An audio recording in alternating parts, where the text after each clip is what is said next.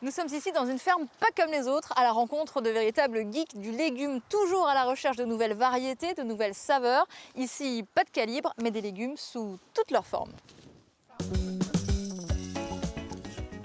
Des formes et des couleurs. Carotte Purple Dragon, jaune du Doubs ou blanche de Küttingen, on en prend plein les yeux dans les allées de Paul et Maxime. Leur plaisir, faire découvrir des légumes inconnus du grand public. C'est un radis red meat. C'est très juteux, c'est très doux, c'est légèrement piquant.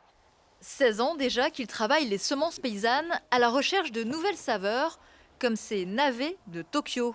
C'est les légumes de l'empereur. Alors c'est toute une sélection sur des centaines d'années. Et c'est des petits navets qui sont tout doux, qu'on peut manger crus aussi. Et ça, c'est les navets Inonakabu, donc c'est plus épicé. Un voyage gustatif dans l'histoire et à travers la planète, les pieds bien ancrés dans la terre. L'idée, c'est de les tester pour voir si ça fonctionne bien déjà au niveau du climat, du terroir. Et quand ça marche, comme là, on est hyper content.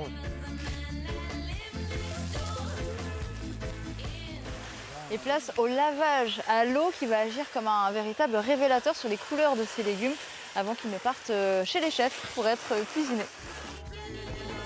Navet ou pané, arrivé sur la planche du chef, ici à Nérac, c'est une toute autre histoire qui commence. Épluché, coupé, débité, puis revenu au beurre. Ici, c'est le chef qui s'adapte aux légumes et non l'inverse. Tous les produits deviennent très onéreux. On a justement l'occasion de travailler beaucoup le légume qui est moins cher. Et beaucoup de gens préfèrent goûter et savourer des légumes plutôt que de la viande et du poisson. Et oui, plus traçable que la viande, plus coloré que le poisson, le légume leur a peu à peu volé la vedette pour devenir le cœur battant du plat.